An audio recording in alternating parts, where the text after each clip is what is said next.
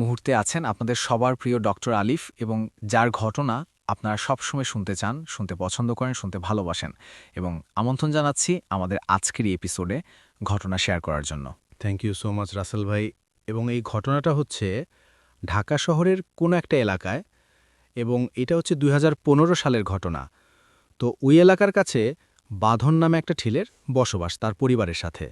তো সেই এলাকার স্থানীয় বাঁধনরা এবং বাঁধনের পরিবারের ৬ জন সদস্য, তার মা বাবা বা বড় বোন, বড় বোনের স্বামী এবং বাঁধনের ছোট বোন। বাবা ছিল ব্যবসায়ী। তো বাঁধনরা এক বাবার এক ছেলে। তো বাঁধনের বয়স তখন ১৬ বছর। তো ছোটবেলায় তার কাছ থেকে ভয়ের গল্পটল্প অনেক বেশি শুনত।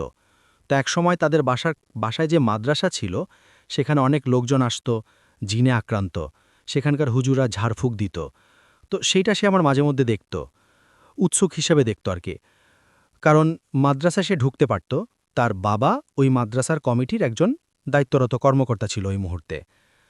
তার ছেলেটার স্বভাব ভালো ছিল না, ছেলে ছিল বাউন্ডারি স্বভাবের এবং একমাত্র ছেলে থাকায় অনেক আশকারা পেয়েছিল, এলাকার মধ্যে অনেক দুষ্টুমি করত, ইতরামি করত।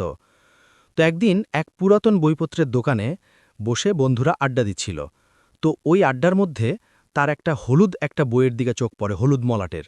সে বইটাতে তুলে দেখে এবং বইটার মধ্যে দেখে যে জাদু এবং তাবিজের কিতাব, কিন্তু বাকি অংশটা ছিল ছেঁড়া। সে বইটা সাথে সাথে করে লুকায় নিয়ে আসে, কেননা জাদু এবং তাবিজের কিতাব লেখাটা তাকে আকর্ষিত করে।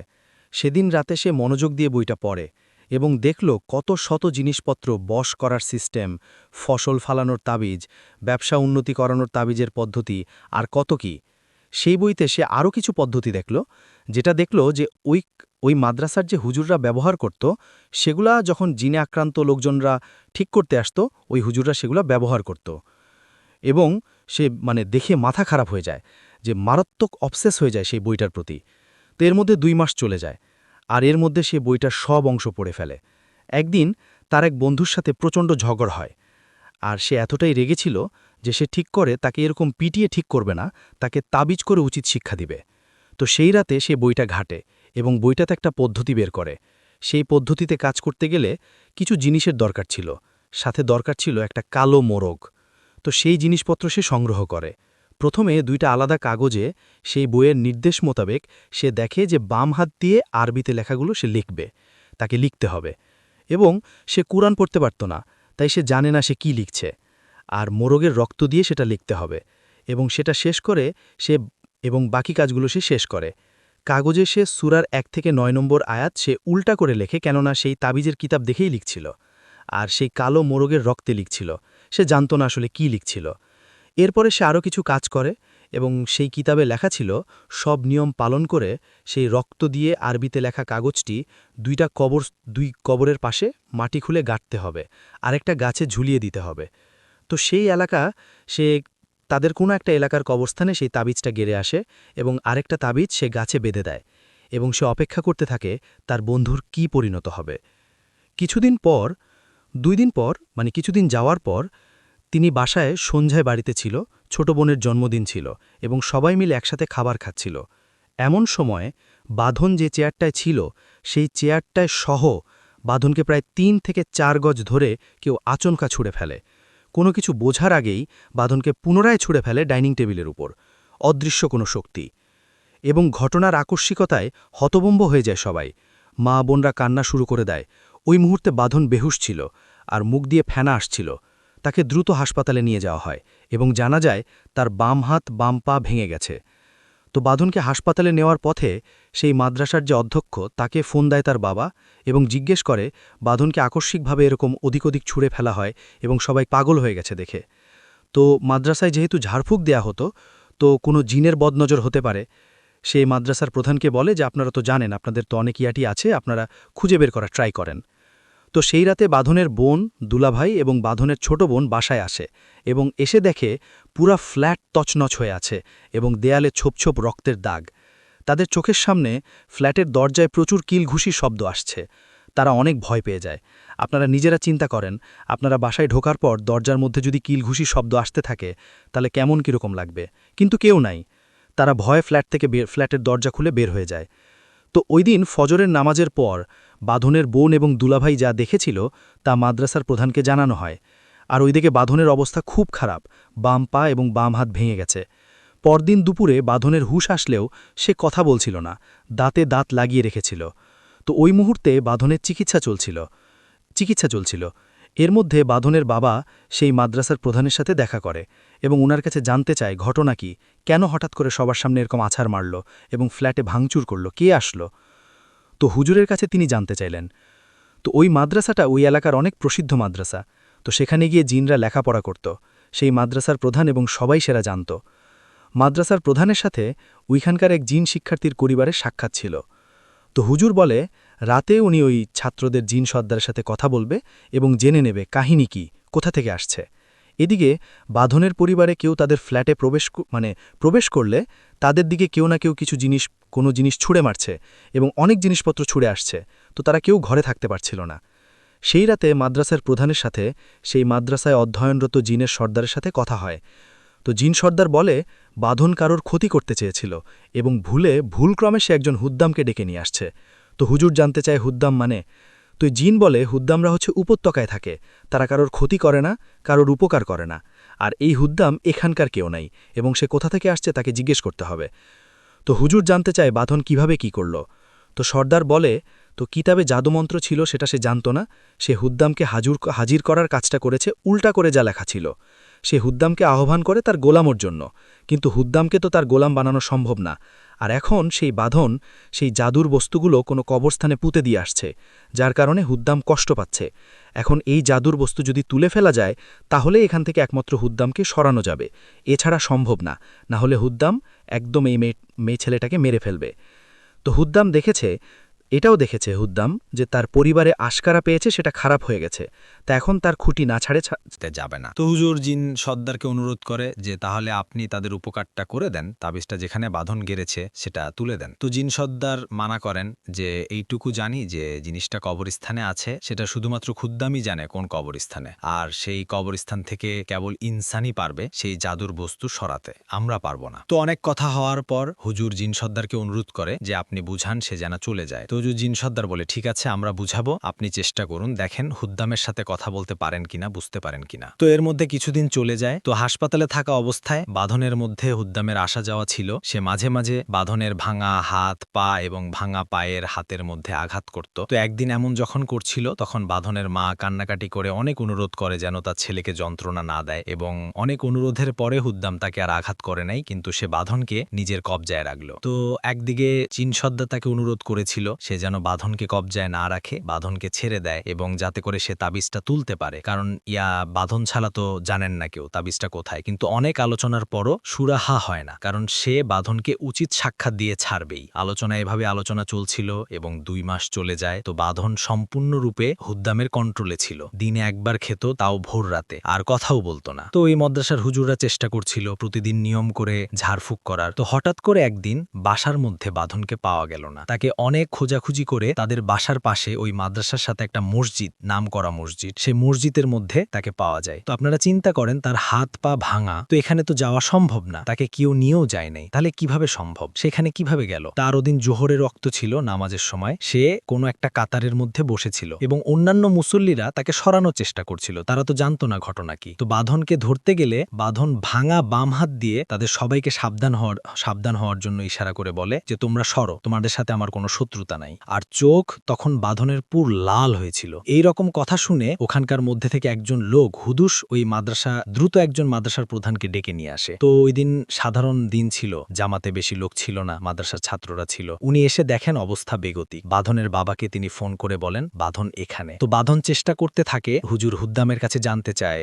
যে উনি এখানে কেন এসছেন। তো হুদ্দাম বাতাসের মধ্যে সুখে বলে, হুদ্দাম কিন্তু ছেলেটার ভিতরে বাতাসের মধ্যে সুখে বলে যে না, তোমাকে দিয়ে হবে না। তো হুজুর জিজ্ঞেস করেন কি হবে না? তো হুদ্দাম বলে, তোমার দিল সাফ না, তোমার দিল পরিষ্কার না, যখন দিল সাফ হবে তখন তুমি আমার কাছে আসবা। তো উনি অনুরোধ করেন বাঁধনকে বাড়ি নিয়ে যেতে, কিন্তু হুদ্দাম সাফ না করে দেন। এদিকে এই ব্যাপারটা ছড়িয়ে পড়ার কারণে এলাকার লোকজনরা উৎসুক জনতা ভিড় করেছে যে একটা ছেলেকে জিনে ধরছে, সে সবাই দেখতে আসছে। তো এইভাবে ওয়াসরের রক্তের কাছাকাছি শুরু হওয়ার সময় হুদ্দামকে ছাড়াবেন এই সিদ্ধান্তে হুজুর ঝাড়ফুঁক শুরু করে এবং বলতে থাকে যে খবিসের বাচ্চা, মানে হুজুর চেতে গেছে যে খবিসের বাচ্চা, আজ তোকে বন্দি করব। সদ্দাম তোকে কিছু বলতে মানা করছে দেখে তোকে কিছু বলতে বলি নাই। আজকে আমি তোকে বোতলবন্দি করবই, বোতলবন্দি করে তোকে বাথরুমের ভিতরে রাখবো। এই আমাকে কেউ বেতে আনে দে, কেউ এটাকে আজকে আমি সাইজ করবই। তুই জানিস আমার কত সম্মান, লোকে আমাকে কত সম্মান করে, তোকে সম্মান করতাম, সর্দার বলেছে তাই, আজ তোকে আমি জ্বালিয়ে দিব। তো ওনাকে কেউ একজন বেতে এনে দেয়। তো উনি যখন হুদ্দামকে মারার জন্য তেরে আসেন তখন হুদ্দাম বলেন যে ইয়া তুজমান তাসা উলুমান তাসা। তো হুজুর উত্তেজিত হয়ে বলে, এই খবিসের বাচ্চা কি বলছিস তুই? সে আবার বলে, ভারী গলায় বলে, খামোশ,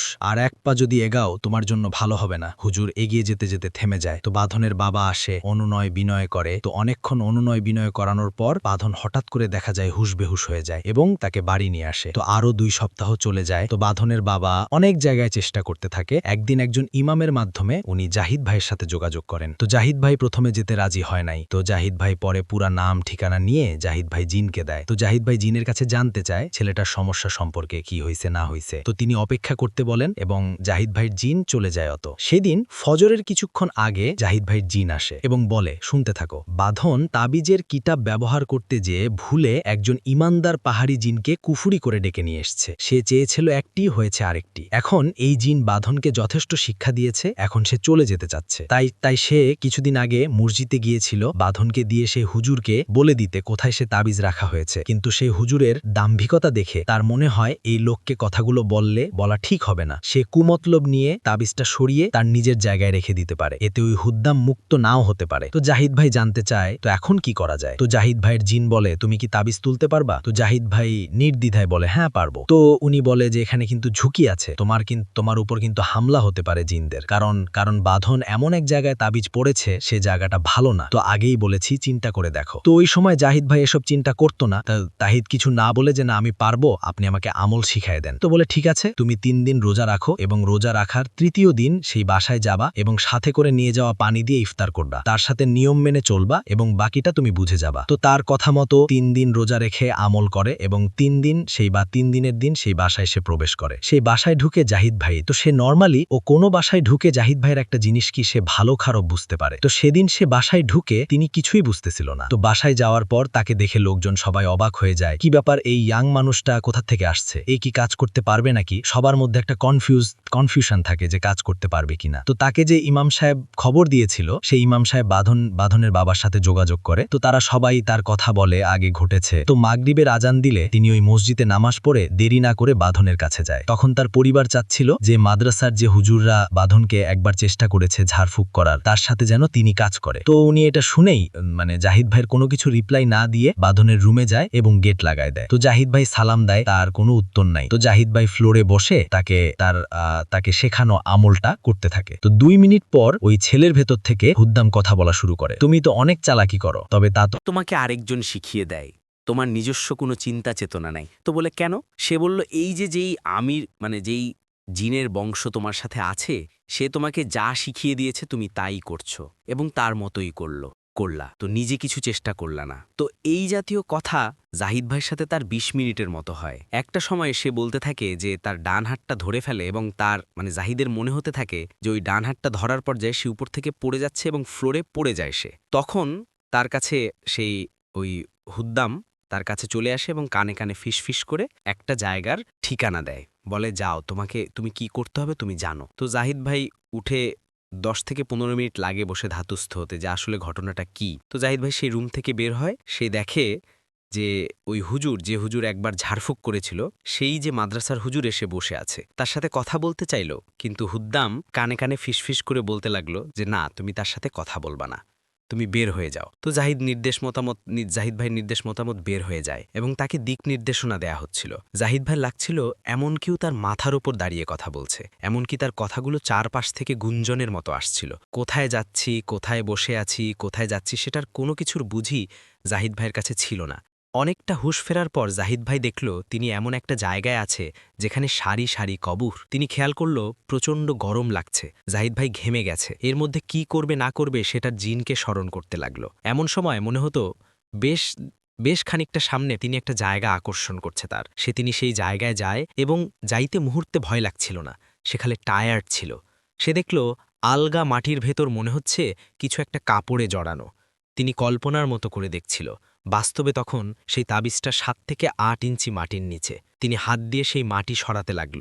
সরানোর সময় অনেক চিৎকার, অনেক চেঁচামেচি, অনেক হৈহুল্লোড় এবং এই বাতাসে চাবুক মারার শব্দ হতে লাগল। জাহিদ ভাই ভয় পেয়ে গেল। তিনি ভয়ে চোখ বন্ধ করে আয়াতুল কুরসি পড়তে পড়তে দ্রুত মাটিটা সরিয়ে সেই কাপড়ের নাগাল পেয়ে গেল। তিনি ঝাটকা দিয়ে টান দিয়ে সেই কাপড়টা তোলার সাথে সাথে মনে হচ্ছিল তিনি নিজেই একটা ডিগবাজি দিয়ে উল্টা হয়ে পড়ে গেছে। এর পড়ার সময় তার ঘাড়ে কি যেন ঢুকে যায়। তখন আর কি হয়েছে তার আর মনে নাই। জাহিদ ভাইয়ের ঘুম ভাঙল এবং সেই জিনের হাতের পরশে সে আমার পাশে বসেছিল, মানে জাহিদ ভাইয়ের পাশে বসেছিল। জাহিদ ভাই বলছে যে সে আমার পাশে বসেছিল, সে আমাকে উঠায় বসায়, মানে জাহিদ জিন তাকে উঠায় বসায় এবং তাকে ধাতস্থ করে এবং তাকে পথ দেখে বের করে সেখান থেকে বাঁধনের বাসায় নিয়ে আসে। তো ততক্ষণে যেই বাড়িতে তাবিজটা, মানে যেই বাড়িতে যখন তিনি তাবিজটা তুলে ফেলে, তখন হুদ্দাম বাঁধনকে ছেড়ে চলে যায়। ততক্ষণে বাঁধন হুদ্দাম আর নাই ওখানে। তো তখন বাঁধন তার বাবা মাকে ডাকতে থাকে। সে প্রায় ওই মুহূর্তে ডাকতে থাকে।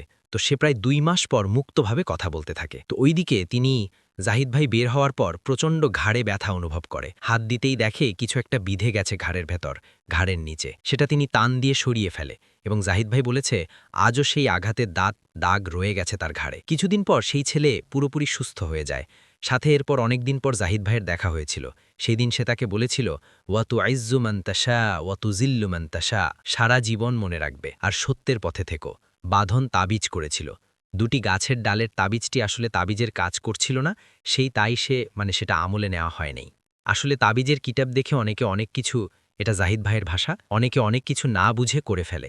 যেহেতু আপনি জানেন না কি লেখা আছে, জানলে বুঝতে পারতেন এই কিতাবগুলো কুফুরি কালাম শিখায় ধর্মের অন্তরালে।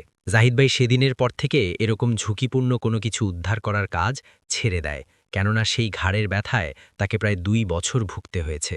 আমরা সরাসরি চলে যাব আফরান ভাইয়ের কাছে এবং আফরান ভাইয়ের কাছ থেকে তার ঘটনা শুনব। এখন যে ঘটনাটি আমি আপনাদের সাথে শেয়ার করতে যাচ্ছি, এই ঘটনাটি যিনি আমাদেরকে পাঠিয়েছেন তার নাম আলী আরফান ভাই। উনি বর্তমানে মধ্যপ্রাচ্যের একটি দেশে রয়েছেন, মানে প্রবাস জীবনে রয়েছেন। প্রবাস জীবন থেকেই তিনি আমাদের ঘটনাগুলো শুনছেন। আমরা অত্যন্ত আনন্দিত এবং তাদেরকে ধন্যবাদ জানাই যারা প্রবাসের এই কষ্টকর জীবনের মধ্যে থেকেও একটু বিনোদনের জন্য আমাদের এই চ্যানেলগুলো থেকে ভৌতিক ঘটনাগুলো শুনে থাকেন এবং আমাদেরকে অনেক দূর থেকে অনুপ্রেরণা দিয়ে যাচ্ছেন এবং ঘটনা পাঠিয়ে যাচ্ছেন। ঘটনাটি মানিকগঞ্জ জেলার সাটরিয়া উপজেলার হরগঞ্জ পূর্বনগর গ্রামের, আর যার সঙ্গে ঘটেছিল তার নাম হচ্ছে ঠান্ডু মাস্টার। ঠান্ডু মাস্টার নামেই তিনি পরিচিত ছিলেন।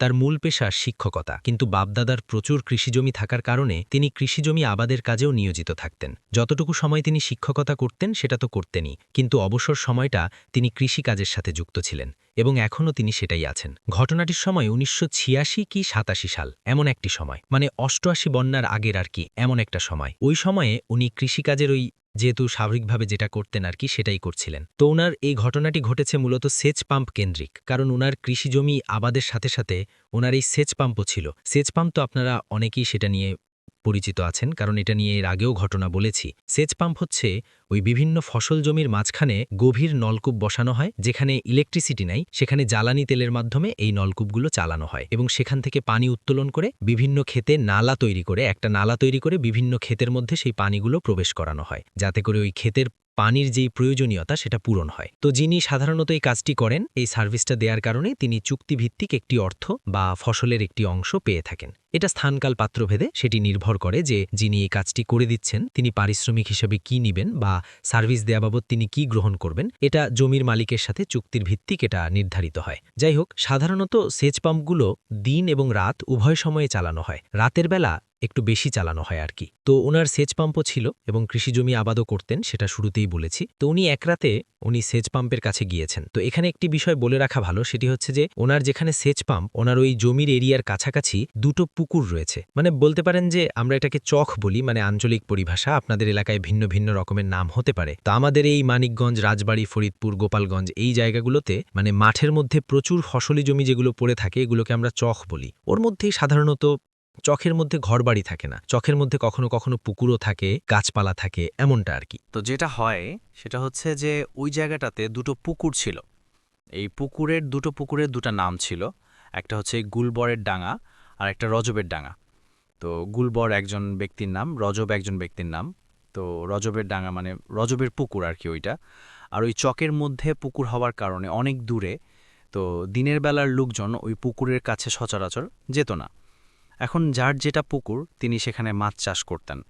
তো এই যে রজব যিনি, উনি তো আসলে সবসময় পুকুরের কাছে আসতে পারতেন না, যেহেতু তার বাড়ি থেকে তার যে ডাঙামারি যে পুকুরটা সেটা বেশ দূরে ছিল। এই কারণে তিনি একদিন এই ঠান্ডু মাস্টারকে বলেন যে তুমি একটু দেখো তো যে আমার পুকুরে কেউ মাছ টাছ রাত্রে ধরতে আসে কিনা, যেহেতু তুমি এদিকে আসো, সবসময় আসো, সেচ কাজের সাথে যুক্ত আছো, তুমি একটু খেয়াল রেখো ভাই। এভাবে তিনি অনুরোধ করেন তাকে। তিনি সম্মতি দেন, ঠিক আছে, যেহেতু আমার এখানেই কাজ, আমি এটা দেখব, যদি কেউ আসে আমি আপনাকে জানাবো বা তাদের কাছে জিজ্ঞাসাবাদ করব যে তারা কে। যদি মনে হয় যে তারা মাছ চুরি করতে এসেছে, অবশ্যই তাদেরকে আমি প্রতিহত করব। এরকম প্রতিশ্রুতি তিনি দেন। তো এক রাতে তিনি তার ওই সেচ পাম্পের কাছে গিয়েছেন। সেচ পাম্পগুলো সাধারণত একটি টিনের ঘর বা একটা শোনের ঘর দিয়ে ইয়ে থাকে, মানে ওই সেচ পাম্পটা মাঝখানে থাকে, চারদিক দিয়ে ওভাবে ওরকম ঘর তৈরি করা হয়। আর সেচ পাম্পের যেই মূল নল, যেদিক দিয়ে পানিটা বের হয়, সেটা ওই ঘরের একটা জায়গায় ফুটো করা থাকে। তো ওই নলটা ওই ফুটো দিয়ে মুখটা বের করা থাকে এবং সেদিক দিয়ে পানি করে। আপনারা তো এগুলো অনেকেই দেখেছেন যারা গ্রামে আছেন, এটার সাথে আপনারা পরিচিত। তো ওই পানি যখন বের হয়ে যায়, ওই দিক দিয়ে সুন্দর করে নালা তৈরি করা থাকে। তো উনি বিভিন্ন নালা পর্যবেক্ষণ করছিলেন যে কোন জমিতে কতটুকু পানি ঢুকেছে, সেটা ওভারফ্লো হয়ে যাচ্ছে কিনা। তখন উনি খেয়াল করেন যে এই জমির পর্যাপ্ত পানি হয়ে গেছে। তখন ওই যেই জায়গা দিয়ে আর কি সেই জমিতে পানি ঢুকছিল, ওই জায়গা দিয়ে মাটি দিয়ে কাদা দিয়ে বন্ধ করে দেন। আবার অন্য একটি জমিতে উনি পানি ঢোকার পথ করে দেন। এটা সবসময় অবজার্ভ করতে হয়, তা না হলে পানি ওভারফ্লো হয়ে যাবে। কারণ ওই পানিটা যেন আবার বেরিয়ে যেতে না পারে, এই জন্য চতুর্দিকে বেষ্টনী দেয়া থাকে কাদা মাটি দিয়ে। তো যাই হোক, উনি এমন একটি কাজে ছিলেন। তো এরকম কাজ করতে করতে রাত মানে তখন প্রায় আনুমানিক 2-2:30 বাজে। তো উনি দূর থেকে একটা বিষয় লক্ষ্য করেন, সেটা হচ্ছে যে রজবের ডাঙা যেটা, সেখানে মানে পেছন ফিরে, মানে পিঠ পেছন দিকে দূর থেকে মানে একজন মানুষ দেখা যাচ্ছে। তো ওনার কাছে আবার 7 ব্যাটারি টর্চ লাইট ছিল ওই সময়। এখনকার ওরকম চার্জার লাইট তো তখন ছিল না, তখন 5 ব্যাটারি, 3 ব্যাটারি, তারপরে 7 ব্যাটারি। আমি 5 ব্যাটারির লাইট পর্যন্ত দেখেছি, যে 7 ব্যাটারির লাইট আমি দেখিনি। এখন তার এগুলো পাওয়া যায় না। তো উনি ওনার কাছে 7 ব্যাটারি টর্চ লাইট ছিল, যাতে অনেক দূর পর্যন্ত আলো দিয়ে দেখা যায় এবং পর্যবেক্ষণ করা যায়। তো উনি দূর থেকে টর্চ লাইট মেরেছেন। তো উনি দেখতে পাচ্ছেন একজন লোক কাঁধের উপরে একটা ঝাঁকি জাল, মানে খেও জাল আমরা যেটা বলি, তো এটা পিঠের উপর নিয়ে মানে দাঁড়িয়ে আছেন। মনে হচ্ছে তিনি এই পুকুরে মাছ ধরবেন ঝাঁকি জাল দিয়ে। তো তিনি দাঁড়িয়ে আছেন, মনে হচ্ছে তিনি পর্যবেক্ষণ করছেন যে কোন পাশ থেকে মাছ ধরা শুরু করবেন। তো এদিকে রজবের ডাঙা, যেহেতু ওই পুকুরটা ছিল, আর রজব সাহেব তো ঠান্ডু মাস্টারকে আগে থেকেই বলেছিল যে তুমি ভাই একটু দেখো আর কি কে মাছ ধরে। তো উনি চিন্তা করলেন তাহলে যাই তো দেখি, লোকটা কি একদম ঝাঁকি জাল নিয়ে চলে আসছে মাছ ধরার জন্য। তো উনি সেখানে যান। সেখানে যাওয়ার পর পেছন থেকে বলেন, এই বেটা, রাতের বেলা এখানে মাছ ধরতে আসছিস কে তুই? যখন এই কথা বলেছে, তখনই লোকটি কি করেছে, এই যে জাল যিনি নিয়ে আসছে আর কি, সে এক লাফে ওই পুকুরের মাঝখানে গিয়ে পড়েছে এবং পানিতে মিলিয়ে গেছে। তো অবাক কাণ্ড, একটা মানুষ একটা জায়গা থেকে এক লাফে কিভাবে একটি বড় পুকুরের মাঝখানে গিয়ে পড়তে পারে এবং পড়ে মিলিয়ে যেতে পারে। তো উনি আসলেই এটি স্বাভাবিক না অস্বাভাবিক, ওই বিষয়টি ওই সময় চিন্তা করেননি। তিনি তাকে চোর মনে করেছেন এবং চিন্তা করেছেন যাক ভালোই হয়েছে, পুকুরের মাঝখানে গিয়ে ডুব দিয়েছে, এখন এটাকে আটকানো যাবে, পাশ থেকে ঢিল ছুরি এই চোরটার উদ্দেশ্যে, তাহলে উঠে আসবে উপরে। তো উনি চিন্তা করেন যে যেহেতু আইলের পাশ বলতে আমি বুঝাচ্ছি যে জমির যে চতুর্দিকে যেই একটা বেষ্টনী আর কি, এগুলো থাকে আইলের পাশ দিয়ে, মানে জমিটিকে বেষ্টন করা হয়। ওই পানি দেওয়ার কারণে ওই জমির যে বেষ্টনীটা এটা উঁচু করা হয়, যাতে করে পানিটা বের হয়ে অন্য জমিতে যেতে না পারে বা পানিটা বাহিরে চলে যেতে না পারে, সেটা জমির মধ্যে থাকে। এজন্য কাদা মাটি তৈরি করে এই বেষ্টনীটা দেয়া হয়। তো ওইরকম একটা বেষ্টনী যেটা একটু শুকিয়ে গিয়েছিল, যেটার আরও আগে পানি দেয়া হয়েছিল, মোটামুটি এখন পানির প্রয়োজনীয়তা নেই, এই জন্য কয়েকদিন পানি না দেওয়ার কারণে ওই মানে বেষ্টনীটা একটু শুকিয়ে গিয়েছিল, যেহেতু এটা ঢেলা মাটির মতন হয়ে গিয়েছিল। তো উনি কী করেছেন, হাতে 2-3টা ঢেলা মাটির মতন বড় বড় নিয়ে আসছেন, মানে পাশে যেহেতু ছিল। তো উনি ঢেলা মাটি নিয়ে উনি চিন্তা করেছেন যে পুকুরের মাঝখানে এখন এটা ছুঁড়ে মারব, যেই চোরটা ওখানে লাফ দিয়েছে। এবং মাঝখানে পড়ার পর ওই জায়গাটা একটু নোট ছিল। তো চিন্তা করেন দাঁড়া ওকে মানে ঢিল মারি। তো উনি কী করেছেন, হাতে ঢিল নিয়ে যখনই মারতে যাবেন হঠাৎ করে উনি দেখেন যে ঠিক যেই জায়গার মানে মাঝখানে ওই লোকটি লাফ দিয়ে পড়েছিল সেখান থেকে সাঁ করে লাফ দিয়ে উঠে এসে ওনার সামনে তাবাস করে বসে পড়েছেন। অদ্ভুত ব্যাপার যে একদম পুকুরের মাঝখান থেকে মানে রকেটের মতো উপর দিকে উঠে আবার সাঁ করে এসে সামনে চলে আসছে। তো যখনই সামনে চলে আসে তখন উনি দেখে যে এই জিনিসটি একদম মাটির সাথে লাগোয়া না, সে মাটি থেকে কিছুটা শূন্যে ভাসছে। আর তখনই উনি বুঝতে পেরেছেন যে সর্বনাশ, এটি কোনো মানুষ ছিল না, এটি ছিল মাছ খেকো পিশাচ, কিন্তু দেখতে মানুষের মতোই দেখা যাচ্ছে। এর সাথে মারামারি করে কখনোই পারা সম্ভব নয়, কারণ তিনি টুকটাক কিছু জিনিস জানতেন, যেহেতু উনি শিক্ষক ছিলেন আর কৃষিকাজের সাথে লিপ্ত ছিলেন আর রাত বিরাতে কাজ করতে হতো, যার কারণে কিছু কিছু বিষয় কিন্তু উনি শিখেছিলেন। আর আমাদের যে মোহাম্মদ আলী আরফান ভাই যিনি ঘটনা পাঠিয়েছেন, ওনার বাবাও কিন্তু অনেক কিছু জানেন। আর ঠান্ডু মাস্টার উনি ওনার বাবার কাছ থেকে মাঝে মাঝে অনেক বিষয় শিখে যেতেন। তো যাই হোক, উনি কিন্তু বুঝতে পেরেছিলেন যে এর সাথে মারামারি করে কোনোভাবেই পারা সম্ভব নয়।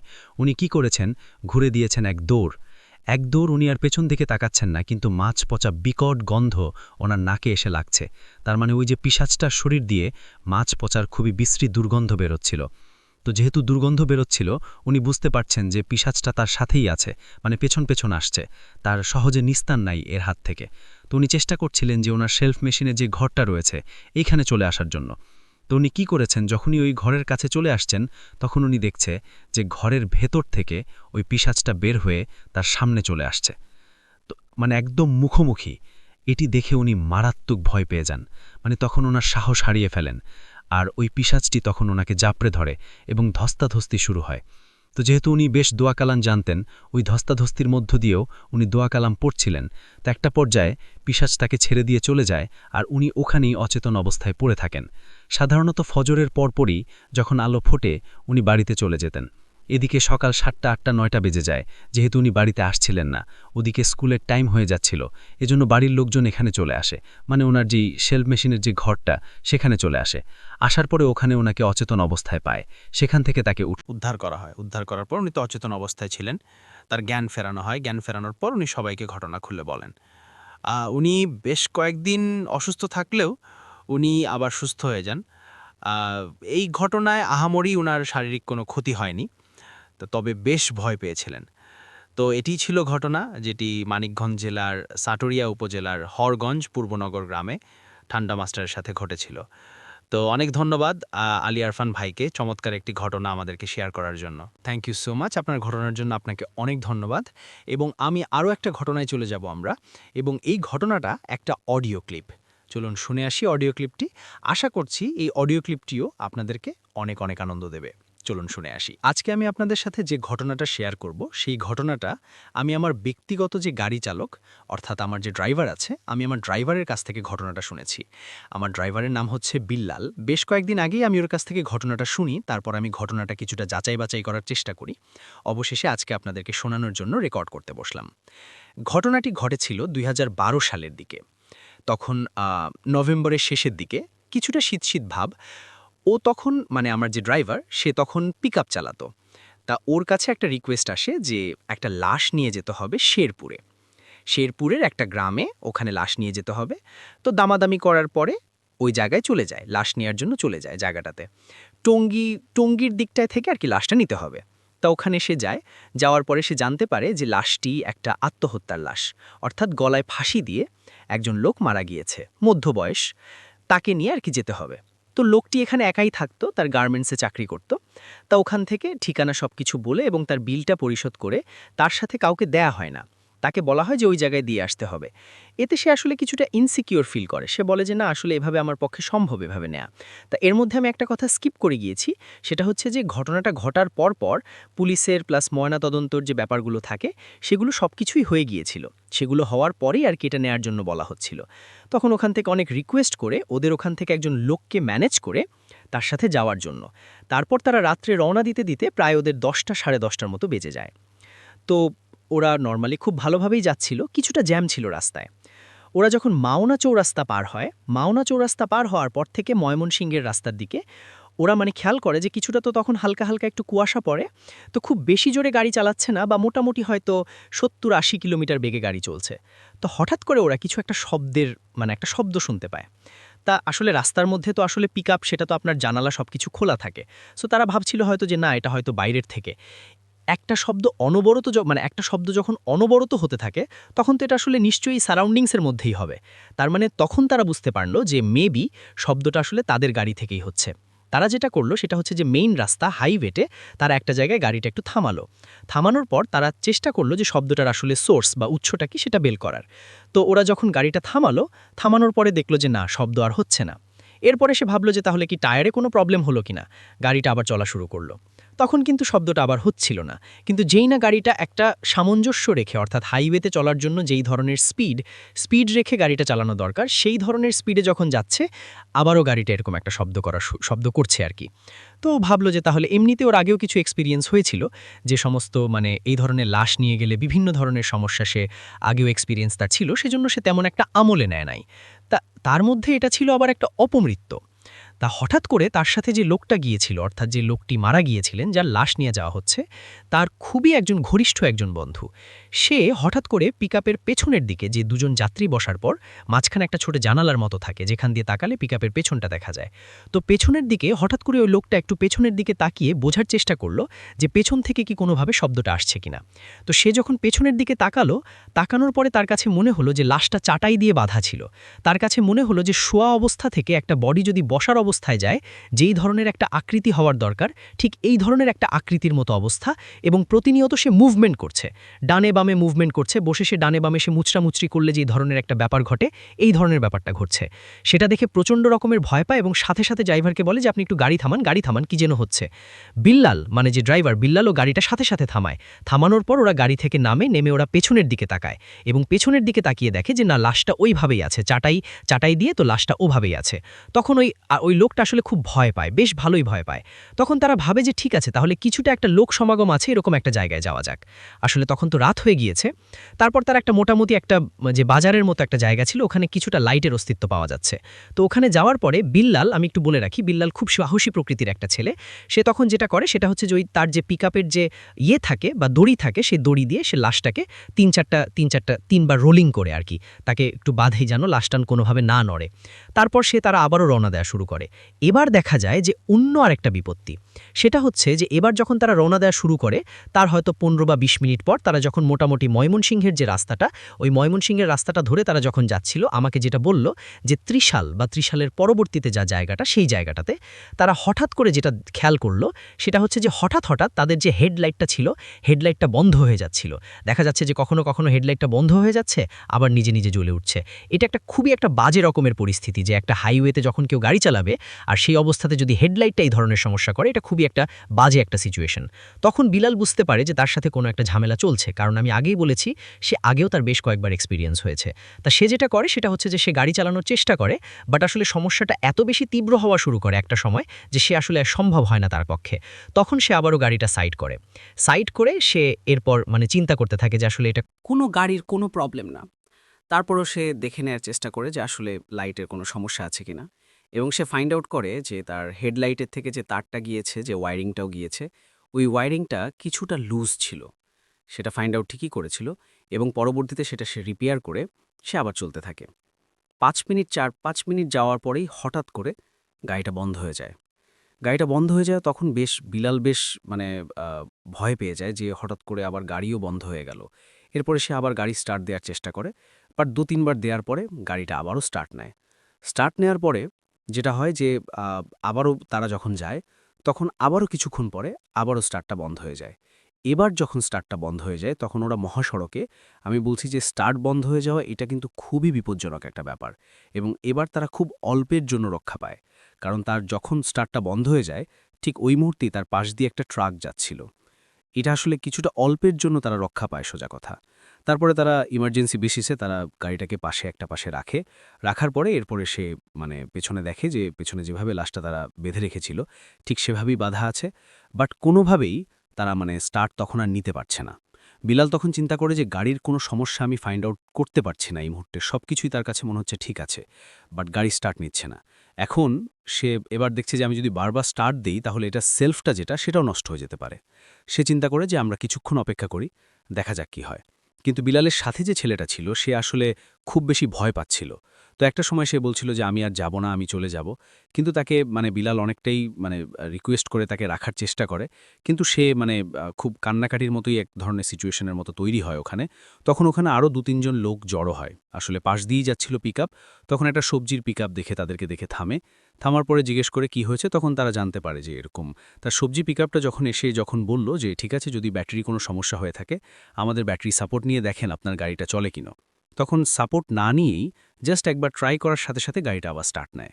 তখন তারা তাদেরকে ধন্যবাদ দিয়ে তারা আবার যাওয়া শুরু করে। এভাবে এবার প্রায় তারা মাইমেনসিংও পার হয়ে যায়। মাইমেনসিং যে এজেন্টটা ওটা পার হয়ে তারা শেরপুরের দিকে যেতে থাকে এবং তখন রাত 2টো থেকে 2:30 এরকম বাজবে আনুমানিক। তখন হঠাৎ করে তারা যেটা বুঝতে পারে সেটা হচ্ছে যে হেডলাইট যেটা এবার বন্ধ হচ্ছে না। হেডলাইট যেটা হচ্ছে যে বন্ধ চালু হলে বিয়ে বাড়িতে আমরা যেমন লাইটগুলো দেখি না, যেমন লাইটগুলো বন্ধ হয় আবার জ্বলে, ঠিক হেডলাইটটা ঠিক এরকম হচ্ছে এবং একটা শব্দ আসছে। তখন বিলালের সাথে থাকা যে লোকটা সে আবারও পেছনে তাকায় এবং সে পেছনে তাকিয়ে একটা জোরে একটা চিৎকার দেয়। চিৎকার দেওয়ার সাথে সাথে লোকটা মনে হলো যে বেহুশ হয়ে গিয়েছে। বিলাল তখন আসলে ঠিক বুঝতে পারছে না। তখন সে আবারও গাড়িটা পার্ক করে এবং করে লোকটাকে সে জাগানোর চেষ্টা করে যে কি হলো। তা এই জাগানোর চেষ্টা করতে করতে বিলাল যখন পেছনের দিকে তাকালো তখন দেখল যে জাস্ট সে তো গাড়ির সাথে লাশটাকে শোয়ানো অবস্থায় সে বেঁধে রেখেছিল। সে জাস্ট যখন পেছনের দিকে তাকালো তার কাছে মনে হলো একটা ওই চাটাই সম্পূর্ণভাবে দাঁড়িয়ে আছে, জাস্ট দাঁড়িয়ে আছে, এরকম একটা জিনিস দেখতে পায়। তা ও আসলে ওইদিকে আর তখন ওর তো আগেই এক্সপিরিয়েন্স ছিল। ও যেটা করছিল তখন তার মেইন কনসার্ন ছিল যে তার সাথে যে এসছে তাকে যেভাবেই হোক জ্ঞানটা ফেরানো। তা লোকটাকে বেশ কিছুক্ষণ সে পানি ঝাপটা দিয়ে লোকটাকে সেই ইজি করার চেষ্টা করে। তা লোকটা আসলে ইজি হওয়ার সাথে সাথে সে বিলালকে বলতে থাকে যে পেছনে যে এই সিচুয়েশনটা, এবং সেই সিচুয়েশনটা সে দেখাতে গিয়ে আবারও যখন দেখে এই ধরনের একটা দৃশ্য তখন সে প্রচণ্ড রকমের ভয় পায় এবং সে এতটাই ভয় পায় সে এরপরে একদম চুপ হয়ে যায়, সম্পূর্ণভাবে চুপ হয়ে যায়। তা বিলাল তাকে ওখানে রেখে সে যখন বাইরে আসে, বাইরে এসে দেখে আসলেই লাশটা দাঁড়িয়ে আছে, জাস্ট দাঁড়িয়ে আছে এবং রশি দিয়ে তাকে বাঁধা আছে, তার নিচের অংশটুকু বাঁধা আছে, বাট সে দাঁড়িয়ে আছে। এবং এমন একটা ব্যাপার যে আসলে এইভাবে যদি কোনো কিছু যদি দাঁড়িয়ে থাকে তাহলে যদি কোনো কারণে যদি কোনো গাড়ি চলে বা যদি কোনো কিছু যদি মুভমেন্টের মধ্যে থাকে তাহলে ডেফিনেটলি সেটা পড়ে যাবে। কিন্তু সেক্ষেত্রে তখন কিন্তু এটা পড়ছিল না, পড়ে যাচ্ছিল না। তার তখন বিলাল বেশ ভালোই ভয় পায়। তারপরও বললাম যে তার কিন্তু প্রচণ্ড রকমের সাহস ছিল এবং সে তখন গাড়িতে উঠল এবং গাড়িতে উঠে জাস্ট সে কোনো কিছু না করে জাস্ট চাটাইকে সে আস্তে করে সে একটা ধাক্কা দেওয়ার মতোই বলবো, ধাক্কা দেওয়ার মতো করে সে আবার শোয়ায় দেয়। দেওয়ার পরে সে আবারও বেঁধে সে অন্তর্দন্ত হয়ে সে চারপাশে সে খোঁজার চেষ্টা করে কিছু একটা। পরবর্তীতে সে আমাকে বলে যে সে কি করছিল। আসলে ওই মুহূর্তে তার ওই জায়গাটাতে এত রাতে কোনো কিছু খোলা ছিল না, এটা সত্যি। এখান থেকে তখন সে ওই লোকটাও তখন বেহুশের মতো একটা অবস্থা, খুবই বাজে একটা সিচুয়েশন। সে মুহূর্তে সে চিন্তা করে যে কোনো একটা পেট্রোল পাম্পে তাকে যেতে হবে এবং সে ওই লাইটটা তখনও কিছুটা জ্বলছে নিচ্ছে, কিন্তু এবার ফ্রিকোয়েন্সিটা অনেক কমে গিয়েছিল। পরবর্তীতে যাই হোক সে কিছু দূর সামনে যাওয়ার পর একটা পেট্রোল পাম্প পায় এবং পেট্রোল পাম্পের পাশে একটা টিস্তল তখনও পর্যন্ত খোলা ছিল এত রাতে। ভাগ্য ভালো ছিল তার, আমি জানি না সে এটা কেন করেছে। এরপর সে সেখান থেকে 2টো পান নেয়, ফ্রেশ পান, যেটাকে তারা বলে যে একদম পরিষ্কার একটা 2টো পান নিয়েছিলাম। 2টো পান নিয়ে সে 2টো পান সে গাড়িতে রাখে এবং রেখে সে পরবর্তীতে বাকি পথটা সে অতিক্রম করে এবং মোটামুটি 4:30টার দিকে গিয়ে তাদের যে ডেস্টিনেশন ছিল শেরপুরে, ওখানে গিয়ে তারা পৌঁছায় এবং পান নেয়ার পরে তাদের সাথে আর কোনো ধরনের ঘটনা ঘটেনি। আর পরবর্তীতে ওরা ওখানে রাস্তাটা রেখে দেন। তারপর তারা পরের দিন আবার সকালবেলা ফিরে আসে এবং আস্তে আস্তে মোটামুটি 11টা বেজে যায়। যে লোকটা তার সাথে গিয়েছিল বিলাল পরবর্তীতে তার খোঁজ নিয়েছিল। লোকটা প্রচণ্ড অসুস্থ হয়ে গিয়েছিল, তার প্রচণ্ড জ্বর এসেছিল, 2-3 দিন জ্বর ছিল, তারপরে সে আবার আস্তে আস্তে ঠিক হয়ে গিয়েছে। এটাই ছিল আসলে ঘটনা, ওর কাছ থেকে এই ঘটনাটা পাওয়া। তা আসলে কেনই বা এই ধরনের ঘটনাগুলো ঘটল, আবার পান গাড়িতে রাখার পরে আবার কেনই বা সবকিছু ঠিক হয়ে গেল, আমি জানি না। তা আমার সাথে এটা শেয়ার করেছি এবং আমি ওর কাছ থেকে বেশ খুঁটিয়ে জিজ্ঞেস করার চেষ্টা করেছি এবং তার কাছ থেকে জিনিসগুলো সবকিছু শুনে বুঝে তারপর আমি মোটামুটি সত্যতাটা যাচাই করে দেন আমি আপনাদের সবার সাথে এটা শেয়ার করলাম। থ্যাংক ইউ সো মাচ আপনার ঘটনার জন্য, আপনাকে অনেক ধন্যবাদ। এবং আমরা চলে যাব আমাদের পরবর্তী অতিথির কাছে। আশা করছি যে তার যে শোনানো ঘটনাটা সেই ঘটনাটা আপনাদের ভালো লাগবে। রাত যখন প্রায় 1টা, রাতের কুয়াশায় পুরা গ্রামটা ঢাকা, বাতাসে যেন হিমের সঙ্গে ভয়ে মিশে আছে। আবির নামের একজন কলেজ ছাত্র ঢাকা থেকে ট্রেনে করে গ্রামের বাড়ি ফিরছিল। সেদিন ছিল শীষের শেষ দিকের এক শুক্রবার। ট্রেন থেকে নামার পর ওকে প্রায় 3 কিলোমিটার হাঁটতে হবে গ্রাম পর্যন্ত যেতে।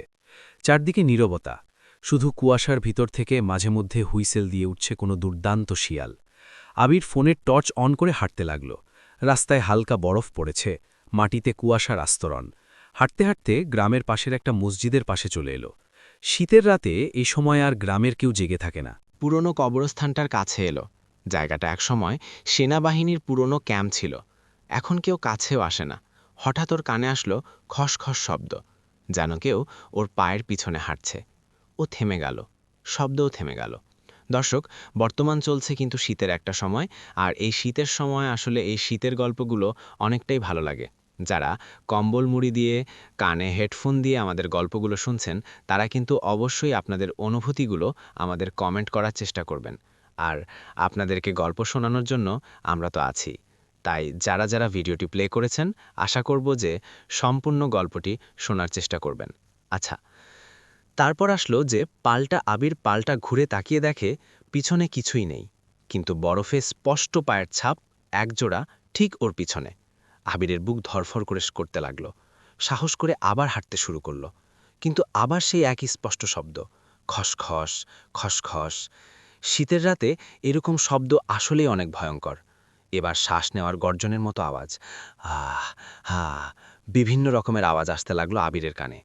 হঠাৎ বাতাস থেমে গেল, চারিদিকে নিস্তব্ধতা। কুয়াশার ভিতর থেকে দেখা গেল সাদা একটা আওয়াজের মতো শব্দ, যেটা সে বুঝতেই পারতেছে না যে এটা আসলে কোত্থেকে আসতেছে বা কেউ তাকে ফলো করতেছে কিনা। কিন্তু পরক্ষণেই সে বুঝতে পারল যে হঠাৎ বাতাস থেমে গেল, চারিদিকে নিস্তব্ধতা। কুয়াশার ভিতর থেকে দেখা গেল সাদা শাড়ি পরা একটা ছায়া ধীরে ধীরে এগিয়ে আসছে আবিরের দিকে। মুখ ঢাকা, কিন্তু নিজের ঠোঁটটা লীলচে হয়ে ঝুলে আছে। ওর পা জমে গেল, শরীর নড়ছে না। সেই ছায়া থেমে গিয়ে ফিসফিস করে বলল, তুমি আমার জায়গায় হাঁটছ কেন? এটা তো আমার রাস্তা। তুমি কোথা থেকে এলে? এরপর হঠাৎ করে সামনে জমে থাকা বরফও ফেটে গেল, যেন কোনো একটা কবর ঘুরে গেল তার সামনে। আর সেই কবরের ভিতর থেকে শীতল বাতাসের সঙ্গে বেরিয়ে এলো গন্ধ, মাটির গন্ধ, আর একটি তীক্ষ্ণ কণ্ঠস্বর, এখন তুমি কোথায় থাকো? পরদিন সকালে গ্রামবাসীরা রাস্তার পাশে বরফ খুলে দেখতে পেল যে একটা ছেলে, কিন্তু এই ছেলেটাকে তারা কেউ চেনে না। এবং পরবর্তী সময় তাকে হসপিটালে নিয়ে যাওয়া হলো। হসপিটালে নিয়ে গিয়ে ডক্টর চেক আপ করে তাকে বলল যে ভয়ঙ্কর কিছু দেখার ফলে তার এরকম হয়েছে। এবং পরবর্তী সময় তাকে অনেক দিন ধরে ট্রিটমেন্ট করার পর যখন তার জ্ঞান ফিরল, তখন তাকে জিজ্ঞেস করা হয়েছিল যে আসলে কি হয়েছে, এবং সম্পূর্ণ ঘটনাটি সে বলেছিল। কিন্তু তার যে পিছনে সাদা শাড়ি পরা কেউ আসছিল, তারপরে আর কিছুই জানে না। তো সব মিলে আর কি ওই কোনোভাবেই বুঝতে পারতেছিল না যে তার সঙ্গে কি হয়েছিল বা তার পরবর্তী সময়ে তার সঙ্গে কি হয়েছে। এই সব কিছুই তার কোনো মনে নেই। কিন্তু আবিরের এই গল্পটি আসলে সেই গ্রামে আরও অনেক বেশি ভয় আর ভয়ের সৃষ্টি করে। এবং পরবর্তী সময় দেখা যায় যে একদল যুবক বের হয়ে যায়, যে তারা খোঁজার চেষ্টা করে যে কিভাবে এটা হলো বা আসলে এখানে কিছু আছে কিনা। তারপর তারা যখন সন্ধানের মধ্যে নিমজ্জ যে আসলে এখানে কি হয়, তারপর একজন বৃদ্ধর সঙ্গে তাদের পরিচয় হলো।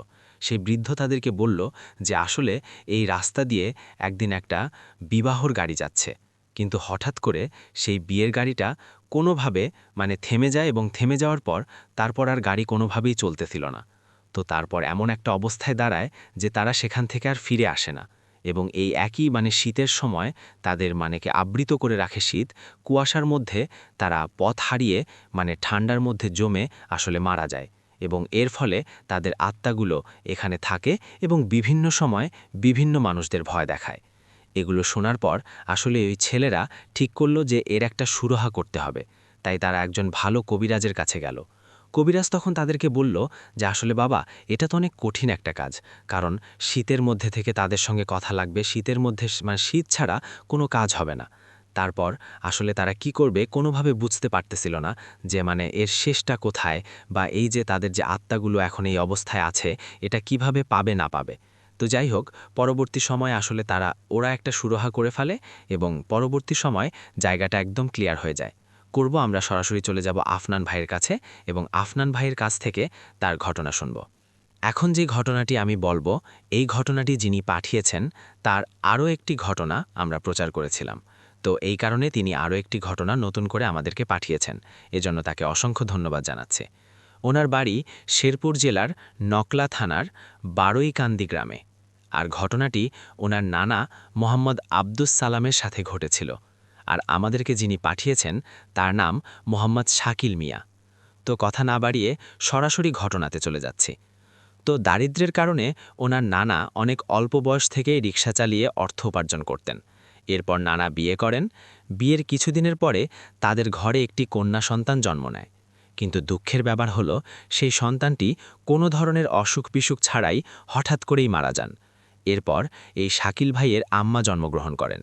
এর বছরখানেক পর ওনার আরও একজন খালা জন্মগ্রহণ করেন। তার আম্মা এবং খালা এই দুজনের মধ্যে একটি মিল ছিল। এই মিলটি হচ্ছে তারা দুজনেই শারীরিকভাবে কোনো না কোনো বিষয়ে অক্ষম ছিলেন। এর মধ্যে ওনার মায়ের যে সমস্যাটি ছিল সেটি হচ্ছে ওনার মায়ের এক পায়ে সমস্যা ছিল, যার কারণে ওনার হাঁটা চলায় খুব অসুবিধা হতো। আর ওনার খালার যে সমস্যাটি ছিল সেটি হচ্ছে ওনার খালার এক চোখে সমস্যা ছিল। যাই হোক, ওনার খালার জন্মের পরেও ওনার নানার ঘরে আরও ৩টি ছেলে সন্তান জন্ম নেয়, তবে তারা মৃত অবস্থায় জন্ম নিয়েছিল। এরপর তাদের ঘরে চতুর্থ আরেকটি ছেলে সন্তান জন্ম নেয়। সে একদম সুস্থ ও স্বাভাবিক ছিল, কিন্তু যতই দিন যেতে থাকে ততই সে যেন ধীরে ধীরে অসুস্থ হতে থাকে। এক পর্যায়ে সে হাঁটাচলা করতে পারে না।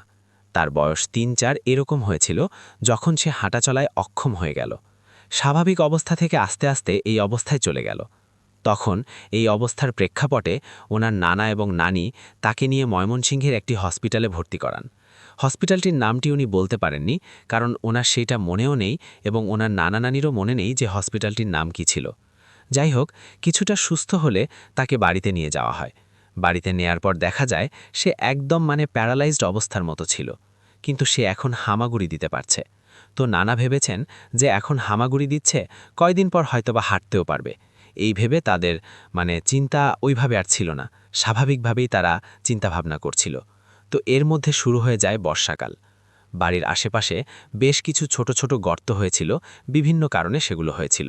তো বৃষ্টির পানিতে এই গর্তগুলো পরিপূর্ণ হয়ে যায়। আর শুরুতেই বলেছি প্রিলিসেনার যে ওনার নানা দারিদ্র্যের কারণে অনেক আগে থেকেই রিক্সা চালিয়ে অর্থ উপার্জন করতেন। তো এই বৃষ্টিস্নাত এমন এক দিনে ওনার নানা রিক্সা নিয়ে বেরিয়েছেন উপার্জনের জন্য। আর ঘরে নানি তার নানি, তার মা, খালা শাকিল ভাইয়ের আম্মা, খালা এবং শাকিল ভাইয়ের সেই মামা যার নাম রেখেছিল বাবলু মিয়া। তো এদিকে তাকে তো হঠাৎ করে খুঁজে পাওয়া যাচ্ছে না, কই গেল? এভাবে কারো চোখ ফাঁকি দিয়ে তার তো বাইরে যাওয়ার কথা না। কিছুতেই খুঁজে পাওয়া যাচ্ছে না। অনেক খোঁজাখুঁজি করা হয়। বিকেলবেলা আসরের আজানের সময়ে তাকে বাড়ির পেছনের একটা পানি ভর্তি গর্তের মাঝখানে ভাসমান অবস্থায় পাওয়া যায়, এবং সে ছিল মৃত। সেইখানে কিভাবে গেল বাড়ির কেউ তা বলতে পারে না। এতগুলো ছেলের মৃত্যুর পর আরও একটি ছেলে আল্লাহ রব্বুল আলামিন তাদেরকে দিয়েছিলেন, কিন্তু সেই ছেলেটিকেও আল্লাহর ইচ্ছায় তাকেও চলে যেতে হয়। বাড়িতে শোকের ছায়া নেমে আসে। তার দাফন কাফন শেষ করে বাড়ির পেছনের একটি কাঁঠাল গাছের নিচে এই বাবলু মিয়াকে কবর দেওয়া হয়। মূলত এই বাবলু মিয়া উনি মারা গিয়েছিলেন 2000 সালের দিকে, বা 1999 বা 2000 সালে এরকম সময়ের দিকে। তো এই ঘটনার 8 থেকে 10 বছর পর নানার সাথে নানা আব্দুস সালামের সাথে একটি ঘটনা ঘটে। এক রাতে নানা রিক্সা চালিয়ে বাড়ি ফিরছিলেন। তো ওনাদের যে বারুইকান্দি গ্রামের পাশেই আরেকটি গ্রাম আছে, এই গ্রামটির নাম হচ্ছে আদমপুর। তো ওই গ্রামে শুক্কুর মিয়া নামে একজন ব্যক্তি বসবাস করেন। আর তার বাড়ির যে পরিবেশটা, আশেপাশের যে পরিবেশটা, সেই পরিবেশ খুবই ভয়ানক। বিশেষ করে দিনের বেলাতে ওই স্থানে যেতেই মানুষ ভয় পায়। যাই হোক, ওনার নানা ওই দিন রাতে সেখান দিয়ে রিক্সা চালিয়ে আসছিলেন। হঠাৎ করে পেছন থেকে তাকে কেউ ডাক দেয়, কিন্তু তিনি রিক্সা থামান না। সেকেন্ড টাইম তাকে আবারও ডাক দেয়, এবারও তিনি রিক্সা থামান না। হঠাৎ করে তিনি ফিল করেন তার রিক্সার চলছে না। কারণ হলো রিক্সার পেছন থেকে কেউ রিক্সাকে টেনে ধরে রেখেছে। উনি চেষ্টা চালিয়ে যাচ্ছেন রিক্সাটি এগিয়ে নিয়ে যাওয়ার জন্য, কিন্তু উনি কিছুতেই পারছিলেন না। ওরা নানা ভয়ে ঘামতে থাকেন। এরপর তিনি সাহস করে পেছনে তাকিয়ে দেখেন কেউ নেই, অথচ রিক্সা পেছন দিকে টেনে নিয়ে যাচ্ছে। রিক্সা সামনে যাচ্ছে না, রিক্সা পেছন দিকে টেনে নিয়ে যাচ্ছে। কিন্তু অদৃশ্য এক শক্তি এই রিক্সাকে পেছন দিকে নিয়ে যাচ্ছে। রিক্সায় কিন্তু হারিকেন ছিল, আমরা দেখেছি যে রিক্সা ভ্যান, এখন তো এটা কম দেখা যায়, রিক্সা ভ্যানের নিচে হারিকেন থাকে। তো হারিকেনের আলোতে কিন্তু কাউকে দেখা যাচ্ছে না। আর এদিকে তিনি রিক্সার সামনের দিকে তিনি প্রাণপণে টেনেই যাচ্ছেন, আর ওই অদৃশ্য একটি শক্তি রিক্সার পেছন দিকে টানছে। এভাবে অনেকক্ষণ টানাটানি করে এরপর হঠাৎ করে ওনার নানা রিক্সাকে সামনের দিকে নিয়ে যেতে সক্ষম হন। বাড়িতে গিয়ে ওনার নানিকে সব ঘটনা বললে নানি তাকে পানির পড়া খেতে দেন এবং তাকে গোসল করে আসতে বলেন। পরদিন সকাল থেকে ওনার নানার গায়ে প্রচণ্ড জ্বর আসে। 15 দিন উনি জ্বরে আক্রান্ত ছিলেন। 15 দিন পর আস্তে আস্তে জ্বর কমতে থাকে এবং উনি স্বাভাবিক হয়ে যান। এটি ছিল ওনার নানার সাথে ঘটে যাওয়া প্রথম একটি ঘটনা। এবার আসি পিলসিনার্স সেকেন্ড ঘটনায়, যেটি মূলত ওনার যে মামা বাবলু মিয়া, যিনি মারা গিয়েছিলেন অল্প বয়সে, তাকে কেন্দ্র করে। এরপর মোটামুটি বছরখানেক এরকম একটা সময়, এরপরে মানে এই ঘটনার পরে আর কি আরও একটি ঘটনা ঘটে। সেটি হচ্ছে যে আমরা তো জানি যে গ্রামে যেটি হয় সেটি হচ্ছে যে ওই ওয়াশরুমগুলো তো মানে ঘরের বাইরে থাকে। আমরা তো দেখেছি সেগুলো, যে গ্রাম দেশে ওয়াশরুমগুলো ঘরের বাইরে থাকে। তো রাতের বেলা নানা ওয়াশরুমে যাওয়ার প্রয়োজনীয়তা উপলব্ধি করেন, কিন্তু উনি ওনার নানিকে মানে ওনার ওয়াইফকে আর কি যে ডাক দেবেন। তো এটি উনি চিন্তা করলেন যে দেখি সে তার ঘুমের অবস্থা কি। দেখলেন যে শাকিল ভাইয়ের নানি মানে ওনার নানার ওয়াইফ গভীর ঘুমে আচ্ছন্ন। তো চিন্তা করলেন থাক, এত রাত্রে আর তাকে ডাক দিব না, ঘুমাক। তো উনি হারিকেন নিয়ে ঘর থেকে বের হন এবং ওয়াশরুমের দিকে যাচ্ছেন। তো ওয়াশরুমে উনি ঢোকেন, ঢোকার পরই বাট ওয়াশরুমের উপরে আসলে একটু ফাঁকা জায়গা ছিল, যেটা থাকে আর কি, আবার বেড়ার মাঝখানেও একটু ফাঁকা ফাঁকা থাকে কোনো কোনো জায়গায়, যেহেতু গ্রামের ওয়াশরুম। তো উনি যখনই দিয়েছে মানে ওয়াশরুমে ঢুকেছেন, ওই ফাঁকা জায়গায় দেখে ওনার চোখ পড়েছে, এবং চোখটা পড়ে মূলত ওই বাবলু মিয়া, ওনার যে ছেলে, 4 থেকে 5 বছর বয়সী যে ছেলেটি ছিল, যে মারা গিয়েছিল আরও প্রায় 10 বছর আগে, তার কবরটা ছিল কাঁঠাল গাছের নিচে। উনি লক্ষ্য করলেন যে ওই কাঁঠাল গাছের ওখানে একটি বাচ্চা খেলা করছে, এবং ওই বাচ্চাটি ওখান থেকে হেঁটে হেঁটে ওই ওয়াশরুমের দিকে আসছে। যতই কাছে আসছে বাচ্চার চেহারা ততই উজ্জ্বল হচ্ছে এবং স্পষ্ট হচ্ছে। ওই ওয়াশরুমের ঠিক কাছাকাছি ওই বাচ্চাটি চলে আসে এবং এসে শাকিল ভাইয়ের নানা আব্দুস সালামের চোখাচোখি হয়। মানে ওই বাচ্চাটি এসে ওই আব্দুস সালাম ওনার চোখাচোখি হয়, মানে তার দিকে তাকায় এবং উনিও তার দিকে তাকান। দুজনেই একে অন্যের দিকে প্রায় 20 সেকেন্ড 30 সেকেন্ড তাকিয়েছিলেন। শাকিল ভাইয়ের নানা আব্দুস সালাম উনি দেখেন এই বাচ্চাটি আর কেউ নয়, আজ থেকে 10 বছর আগে মারা যাওয়ায় তার ছেলে বাবলু মিয়া। 10 বছর পর ছেলেকে দেখে তিনি আবেগ আপ্লুত হয়ে যান। আসলে এটি কি জিন, না ভূত, নাকি আমার ছেলে মারা গেছে, এই চিন্তা তার মাথায় ছিল না। কিন্তু ওই ছোট্ট বাচ্চাটি বাবলু মিয়া আর কি, সে তার বাবার দিকে মানে আব্দুস সালাম সাহেব ওনার দিকে তাকিয়ে মুচকি হেসে দেয়। হেসে দিয়ে আবার ঘুরে ঠিক ওই কাঁঠাল গাছটির নিচে চলে যায় হেঁটে হেঁটে, এবং সেখানে মিলিয়ে যায়। তখন ওনার মাথায় সেন্স আসে, আমার ছেলে তো আরও প্রায় 10 বছর আগেই মারা গেছে। তিনি আসলে ভয় পাননি, অতটা ভয় পাননি, কারণ নিজের ছেলের রূপে উনি দেখেছিলেন। উনি অবাক হয়েছিলেন এবং নিজের ছেলের ভয়ের পরিবর্তে ছেলে হারানোর যে বিয়োগ ব্যথা, সেটি মূলত আরও বেশি করে তিনি ফিল করছিলেন। তিনি ফেরত এসে তার ওয়াইফকে মানে শাকিল ভাইয়ের নানিকে ডেকে তোলেন, বাড়ির অন্য সদস্যদেরকেও ডেকে তোলেন। সব ঘটনা খুলে বলেন যে বাবলু মিয়াকে মাত্র দেখেছেন, যেহেতু এর আগে কেউ তাকে দেখেনি। তখন একজন কবিরাজের কাছে তারা মানে পরদিন সকালে যান। কবিরাজ বলেন এই ছেলেটির সাথে একটি ভালো জিন ছিল, সেই মূলত বাবলু মিয়ার সুরত ধরে তোমার সাথে দেখা দিয়েছে, এবং এ তোমার কোনো ক্ষতি করবে না, এ তোমার বাড়ি পাহারা দিচ্ছে, সুতরাং তাকে নিয়ে ভয়ের কিছু নেই। তো এটি ছিল ঘটনা। অসংখ্য ধন্যবাদ, থ্যাংক ইউ সো মাচ। আপনার ঘটনার জন্য আপনাকে অনেক ধন্যবাদ। এবং আমি এখন যেটা করব সেটা হচ্ছে চলে যাব সরাসরি আমাদের পরবর্তী যে অতিথি আছেন তার কাছে। এই ঘটনাটা ঘটেছিল সাউথ আফ্রিকার আশেপাশে কোনো একটা কান্ট্রিতে। সেই কান্ট্রিটাতে আমি গিয়েছিলাম 2017 সালের দিকে। অনেকে হয়তো এই কান্ট্রির নাম শুনেছেন বা কেউ শুনেন নাই। আসমানি কথা, আসলে এটার নাম ছিল সেইসেলস। তো সেইসেলস খুব ছোট একটা দেশ। এটা 115টা দ্বীপ নিয়ে এই দেশ। সব ওই আইল্যান্ড মানে যে দ্বীপগুলো ছিল এখানে সব জায়গায় মানুষ থাকতো না, কিছু কিছু জায়গায় মানুষ থাকতো। তো এই কোনো একটা দ্বীপকে নিয়েই আজকে এই ঘটনাটা আমার। তো আমি যখন এই কান্ট্রিতে গিয়েছিলাম সেই 17 সালে, তখন 7-8 দিন আমার থাকা হয়। আমি ঘুরতে গিয়েছিলাম, একটা ট্যুরিস্ট একটা প্লেস ছিল। তো আমি যাওয়ার ঠিক পরের দিন শপিং সেন্টারে যাই, শপিং করব। তো সুপার শপে আমার এক বাঙালি, আমার সেম এই যে ভাইয়ের সাথে পরিচয় হয়। তো ভাইটা সালাম। তো সালাম ভাইয়ের সাথে খুব ঘনিষ্ঠ হয়ে যায় এবং সালাম ভাই আমাকে বলে যে আপনি যেহেতু আসছেন ২ দিন পর তো উইকেন্ড সানডে আমি আপনাকে নিয়ে ঘুরতে যাব। তো আমি বলি হ্যাঁ ভাই কোনো সমস্যা নেই চলেন যাব। তো আমরা প্ল্যান করি যে আমরা ওই যে ওখানে ওদের যে ঘাট ছিল মানে বিচের পাড়ে যে ঘাট ছিল এটা তো আসলে সমুদ্রের পাড়েই দেশটা। তো বিচে যে ঘাট ছিল সেখানে ওই বোট পাওয়া যেত, কয়েকজন মিলে বোটে বিভিন্ন আইল্যান্ড ঘোরা যেত। তো তখন সালাম ভাই আমাকে বলল স্যাটারডে রাতে উনি বলে রাখছে যে কালকে সকালে এবং ঘাটে এসে পড়বেন। তো আমরা এরকম রোববার দিন এরকম ওই ঘাটের থেকে একটা বোট নিয়ে আমরা বিভিন্ন আইল্যান্ডে যাই। তো একটা প্যাকেজ ছিল এরকম যে লাস্টে যে আইল্যান্ডটা থাকবে ওটা দুপুরবেলা ওখানে ওই লাঞ্চের ব্যবস্থা ছিল। তো আমরা কয়েকটা আইল্যান্ড করে শেষে ওই আইল্যান্ডে যাই এবং ওখানে লাঞ্চের জন্য আমরা প্রস্তুতি নেই এবং লাঞ্চ করি। তো লাঞ্চের পরে আমাকে এই সালাম ভাই বলতেছে যে ভাই এই আইল্যান্ডে কিন্তু একটা খুব রহস্যময় একটা স্টোরি আছে। তা আমি জিজ্ঞেস করি যে ভাই কী স্টোরি? ঠিক আছে আসেন আমরা হাঁটতে হাঁটতে বলবো।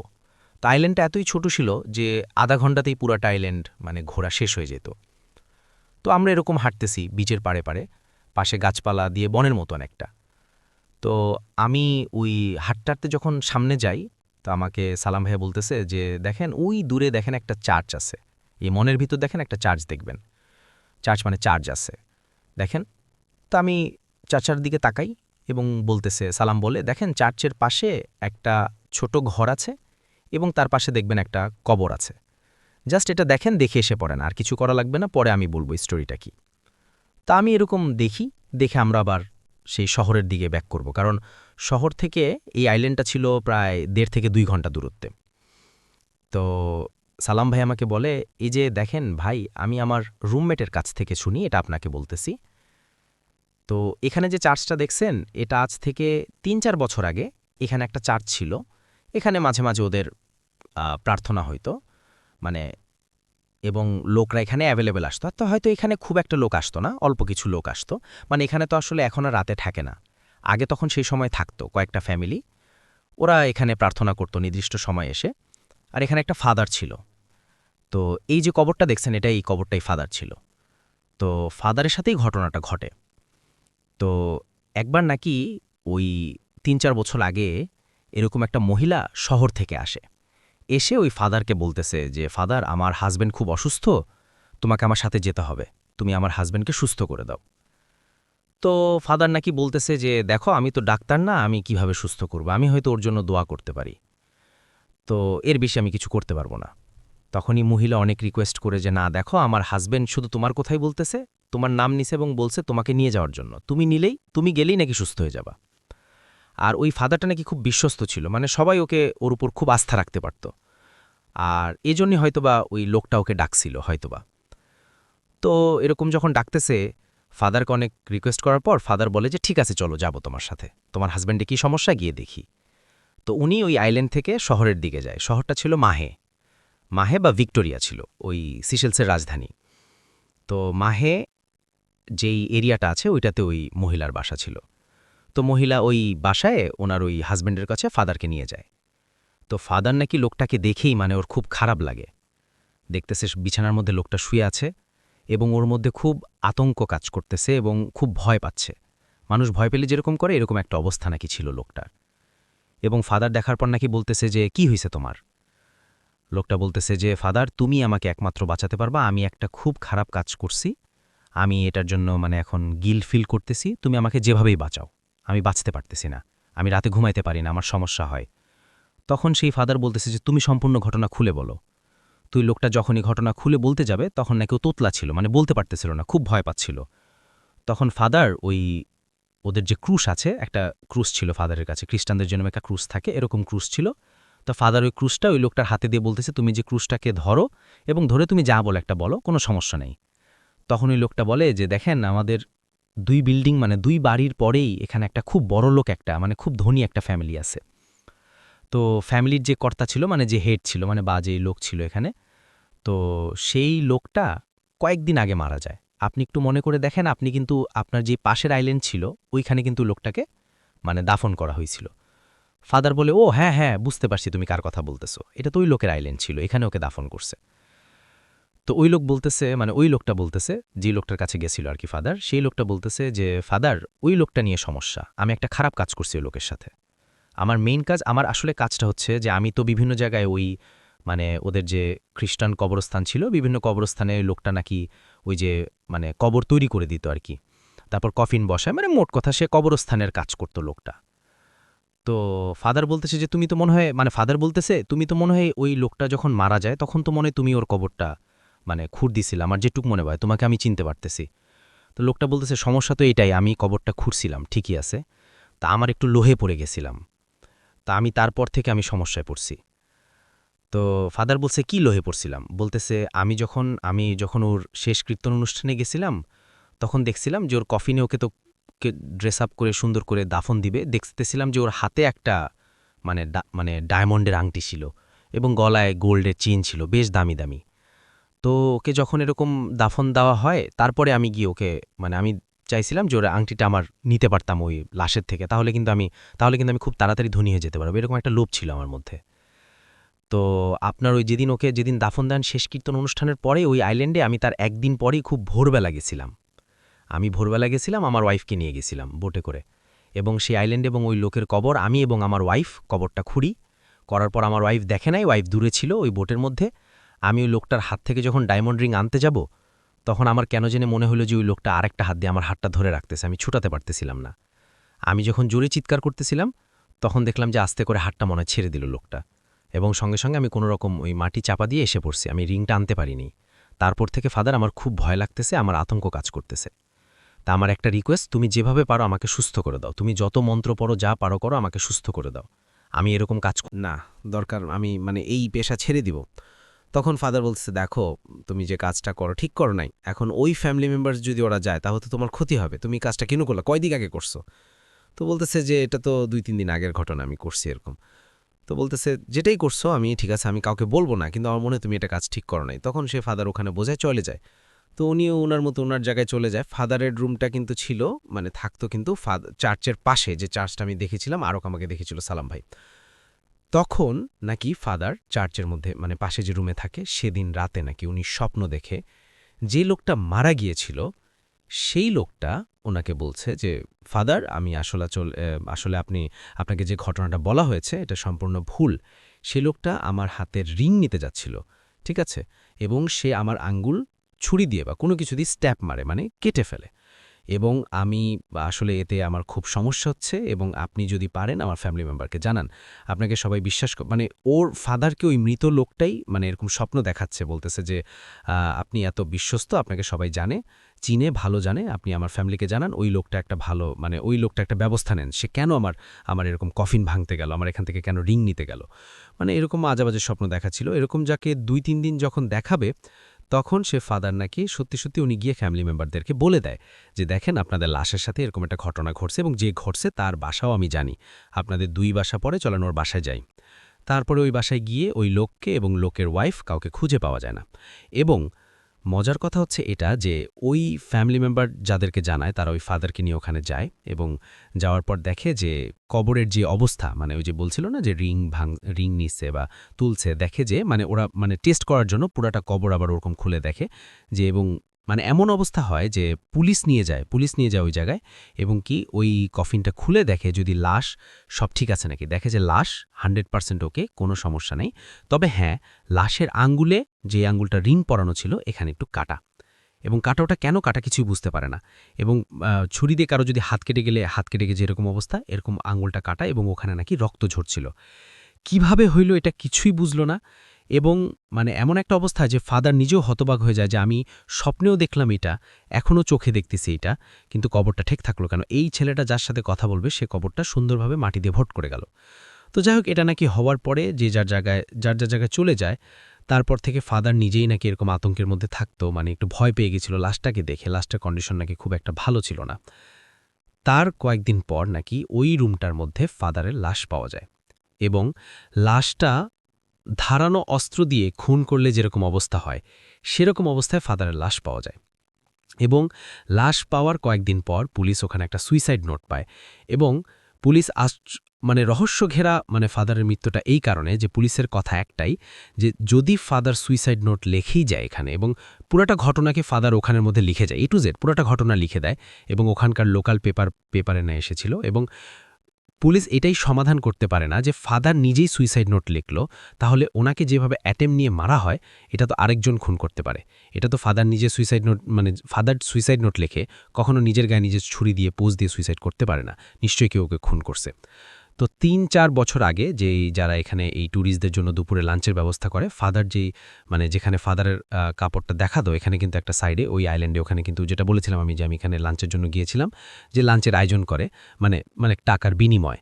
তো ওইখানে যে একটা গ্রুপ আছে নাকি রাতগুলা থাকতো একসময় মানে একটা ফ্যামিলি ওখানে থাকতো, এখন নাকি ওখানে রাতে থাকে না কারণ ওই ফাদারের মৃত্যুর পর থেকে প্রায় সময় নাকি ওই চার্চের থেকে কান্নার আওয়াজ আসতো এবং ফাদার নাকি প্রায় সময় বলতো ফাদারের ভয়েস থেকে এরকম ভয়েসটা নিয়ে নাকি অনেকে এরকম একটা আওয়াজ আসতো যে হেল্প হেল্প এবং এটা নাকি বেশ কয়েকবার হওয়ার পর এখানে রাতে কেউ থাকে না। ওটা সম্পূর্ণ বিকাল মানে দুপুরের মানে 4টার পর থেকে বিকাল 4টার পর থেকে এখানে কেউ থাকে না, যে যারা যারা ওখানে পার্টি করার বা যেখানে ওই বিচার ব্যাপারে যারা এরকম লাঞ্চের ব্যবস্থা যারা করতো যারা আয়োজন করতো এরকম এই প্রোগ্রাম করে নাকি সবাই এসে পড়তো, কেউ থাকতো না কারণ রাতে থাকলেই নাকি সময় আওয়াজ পেত। এখনও নাকি ওখানে আওয়াজ পাওয়া যায় আমাকে সালাম ভাই বলে। তো এই ঘটনাটা এটা একটু রহস্য লেগেছিল দেখে আপনাদের কাছে শেয়ার করা, যেটা কতটা ভৌতিক এবং আমার ভালো লেগেছে দেখে আপনার কাছে শেয়ার করা। ধন্যবাদ আপনার ঘটনার জন্য, আপনাকে অনেক ধন্যবাদ এবং আমরা চলে যাব আমাদের পরবর্তী অতিথির কাছে। আশা করছি যে তার যে শোনানো ঘটনাটা সেই ঘটনাটা আপনাদের ভালো লাগবে। ঘটনাটি ঘটেছে আমার নানির সাথে। আমার নানি যখন মানে আমার নানা তাদের নিউ ম্যারিড লাইফ যখন স্টার্ট হয় তখন আমার নানার চাকরিতে প্রথম পোস্টিং দেওয়া হয় টাঙ্গাইলের ওইদিকে কোনো একটা জায়গায়। জায়গাটা খুবই ফাঁকা জনমানবহীন একটি জায়গা ছিল। তো সেখানে একটি বিশাল বড় বাড়িতে তাদেরকে থাকতে হয়। এখানে বলে রাখা ভালো যে আমার নানা একজন সরকারি কর্মকর্তা ছিলেন, তো ওনাকে কোয়ার্টার না দিয়ে ওই বাড়িটিতে থাকতে দেওয়া হয়েছিল। তো সেখানে আমার নানি এবং নানা ভালোভাবেই থাকেন, তখনও ওনাদের কোনো সন্তান ছিল না। তো সেখানে যখন প্রথম উঠেন তখন সেখানে বাসায় একজন কেয়ারটেকার ছিল। তো আমি এখানে ছদ্মনাম ইউজ করছি, কেয়ারটেকারের নাম দিই জব্বার সাহেব। তো উনি আমার নানা এবং নানিকে রিসিভ করতে যান, তো নানা নানিকে নিয়ে উনি ওই বাড়িতে নিয়ে আসেন এবং নানি ওনাদেরকে রুমগুলা দেখিয়ে দেন। ওই বাড়িটিতে বিশাল বড় উঠান ছিল, একটা ডাইনিং রুম ছিল মানে আগেরকার জমিদারি বাড়িতে যা থাকে এবং শোয়ার রুম অনেকগুলো ছিল। তো প্রথম দিন কিছুই হয়নি, তো ওনারা এখানে মোট 2 থেকে 3 মাস পর্যন্ত ছিলেন। তো 2 মাসের মাথায় যে একটা ঘটনা ঘটে, সেটা একদিন আমার নানি ওই বাড়িতে একা ছিল। তো নানা প্রত্যেক দিনের মতোই সকালবেলা অফিসে চলে যায়। তো নানির সাথে আমার নানির সাথে একজন অল্প বয়সে কাজের মহিলা টাইপের ছিল আর কি, বান্দি টাইপ আগে থাকতো এরকম। তো উনি আমার নানির বয়সে নানির সমবয়সী হওয়ার জন্য ওনার সাথে আন্ডারস্ট্যান্ডিং একটু ভালো ছিল, ওনার সাথে উনি সব কিছু শেয়ার করতেন এবং জাস্ট লাইক ফ্রেন্ডের মতন একটা রিলেশন গড়ে উঠেছিল। তো নানি যখন ওনার সাথে গল্প করছিলেন তখন হঠাৎ করে ওখানে উঠোনের মধ্যে ওনারা রান্নাঘরে বসে গল্প করছিলেন। তো রান্নাঘর থেকে আবার উঠোনটা দেখা যেত। তো ওই উঠোনে হঠাৎ করে একটি কবুতর চলে আসে। সো লাইক এটা অবাক হওয়ার মতন কিছু ছিল না। তো ওনারাও কবুতরটাকে মানে ধরে ফেলে। তখন ওই নানির সাথে যেই বান্দি মেয়েটা ছিল, তো উনি আর কি বলে যে নানিকে বুবু বললে বুবু বলে ডাক। তো বলতে যে বুবু এই কবুতরটা চলেন আমরা জবাই করে রান্না করে খেয়ে ফেলি। পরে ওনারা কবুতরটা জবাই করে ফেলে, কিন্তু জবাই করার সময় একটু মানে জিনিসটা একটু অস্বাভাবিকই বলা যায়। কবুতরটির পায়ের নিচে একটু কাগজ লাইক কচটেপ দিয়ে মোড়ানো এরকম কিছু একটা ছিল। তো ওনারা যখন কবুতরটা জবাই করে ফেলে তো ওটা যখন হাতের মধ্যে আসে ওনাদের ততটা কিছু মনে হয় না তাদের। তো ওনারা কবুতরটা জবাই করে খেয়ে ফেলে। তো জবাই করে খেয়ে ফেলার পরে তেমন একটা কিছু হতো না। তো ওখানে থাকাকালীন অবস্থায় আর কি সেরকম কিছু একটা হয়নি। তো 6 মাসের মাথায় এসে নানুর পোস্টিং আবার ওখান থেকে ঢাকায় করে দেওয়া হয়। তো নানু ঢাকায় চলে আসেন। তো ঢাকায় চলে আসার পরে সমস্যাটা শুরু হয় যখন আমার বড় খালা জন্ম নেন।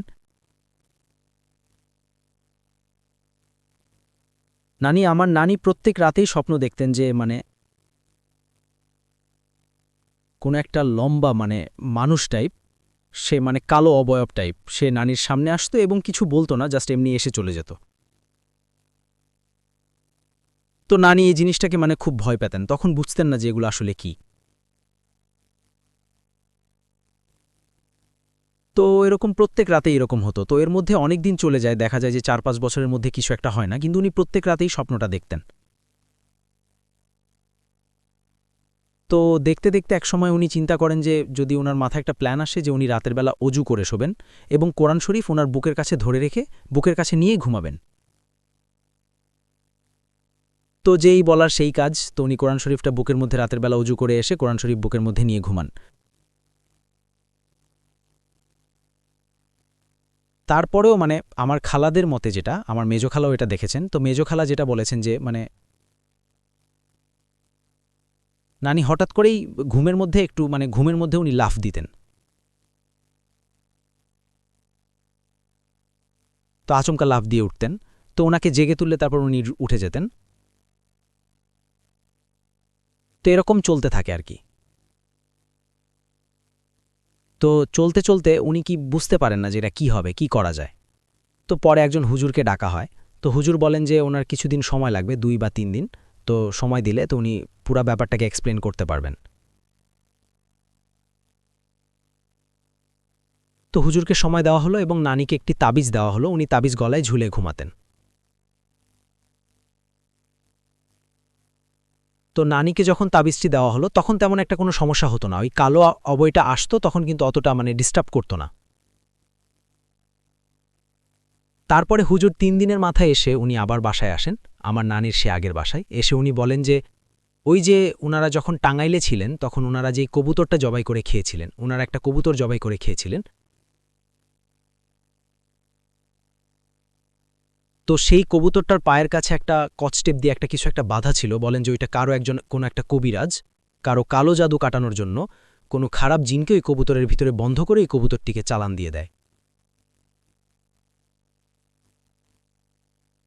কবুতরটি ওনারা জবাই করে খাওয়ার জন্য ওই খারাপ জিনটি তাদের উপরে ভর করে, তাদের উপরে, বিশেষ করে আমার নানির উপরে। তারপরে নানি জিজ্ঞেস করে যে আসলে এরকম একটা কবুতর খেয়েছিলাম, তো পরে ওই কবুতরটা খাওয়ার পরে ওখানে থাকতে কিছু হয়নি।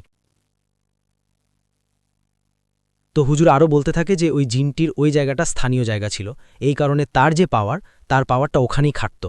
তো সে ওখানে থাকতে স্বাচ্ছন্দ্য বোধ করত, তাই তখন নানির সাথে কিছু হতো না। বাট যখনই এখানে চলে আসে, মানে সে বারবার নানিকে বুঝাতে চায় আমার নানিকে যে ওখানে ফিরে যেত, ওখানে সে যেহেতু থাকত। তারপরে নানি বলে যে এখানে আসলে কি করা যায়। তো পরে উনি বলে যে নানিকে যে 5 ওয়াক্ত নামাজ পড়তে এবং কোনো ওয়াক্তেই কোনো কারণে যাতে বাদ না দেয়, বিশেষ করে তাহাজ্জুদের নামাজ, আরও নফল যে ইবাদতগুলি এগুলো বাড়ায় দিতে। তো উনি বাড়ায় দেয়, তো আস্তে আস্তে সমস্যাগুলি কেটে যেতে থাকে, একটু একটু করে কমতে থাকে। তো একদিন হঠাৎ করে নানির স্বপ্নে সেই অবয়টি আবার আসে, এসে নিয়ে সেই বলতে মানে, তো এই প্রথমেই আর কি আমার নানি তার ভয়েসটা শুনে, মানে একজন পুরুষ কণ্ঠে আর কি বলতে থাকে যে আমি চলে যাচ্ছি, আমি আর আসব না, আমি আর তোদের সামনে আসব না, তবে মাঝে মাঝে আসতে পারি, তবে তোরা আমাকে দেখবি না, এবং আমি দূর